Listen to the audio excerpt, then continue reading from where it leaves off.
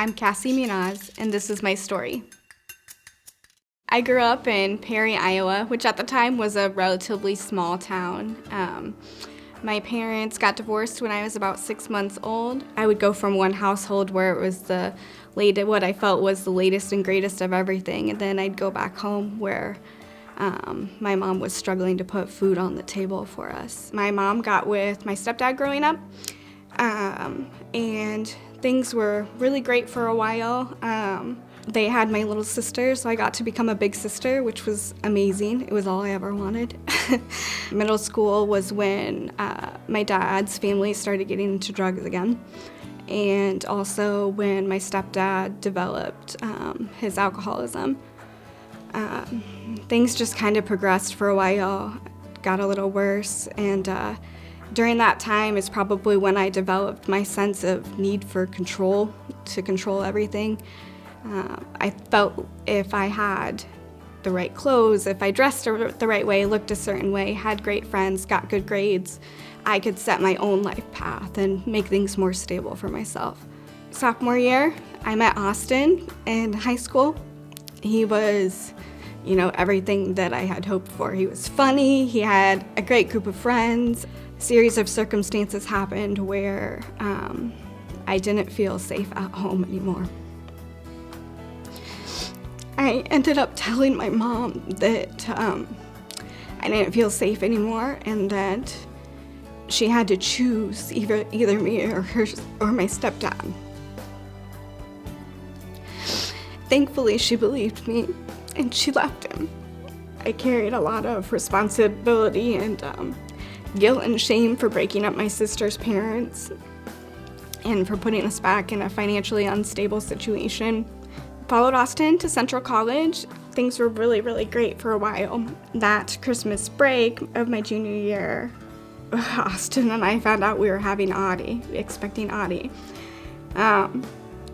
When you're a planner, like I was, trying to control everything, a surprise pregnancy was terrifying.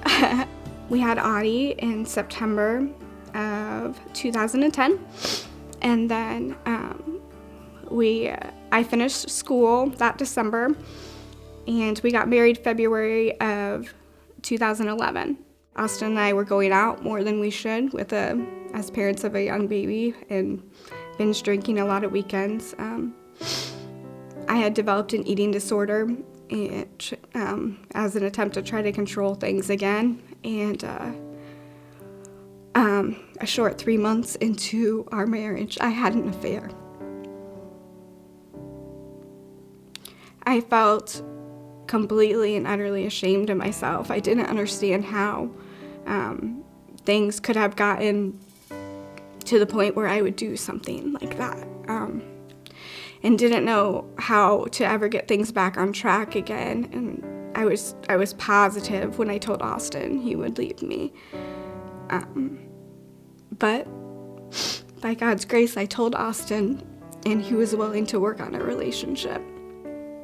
We did a lot of hard work over that time. We went to therapy, we were going to church, we were trying to surround ourselves with more positive people and more positive habits. We weren't going out anymore. There was one morning when I got off work early. I went to a Perkins to just kind of decompress before going home because it was still a pretty stressful time for our relationship. And I was sitting in this booth, and there were these men, these elderly men sitting next to us at a table doing their devotions and just talking about God like he was their best friend. And I was just sitting there thinking, man, I grew up learning about God, but I've never heard someone speak about him in such a loving and just friendly way, like he was their best friend. I took out this pamphlet from the church that we had started going to, and it was called Why Jesus. I started reading through it and praying while listening to these men next to me, and I just gave it all up. I told God, I said, I'm done trying to control my life. I know that your way is better, and I want to live for you, and asked him to come into my heart. That moment, I felt like there was this huge weight that lifted off my shoulders. It was like nothing I'd ever experienced before. I felt like I was changed instantly, and that he had taken away all of the unwanted desires from my heart. It was life-changing.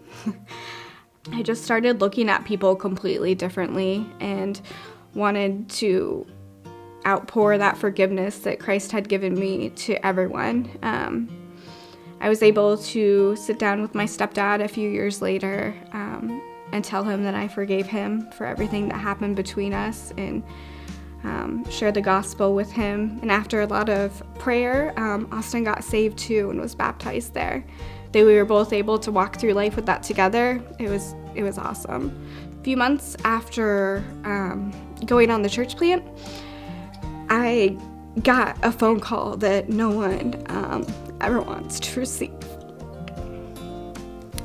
It was my aunt on the phone, and she told me that my dad committed suicide.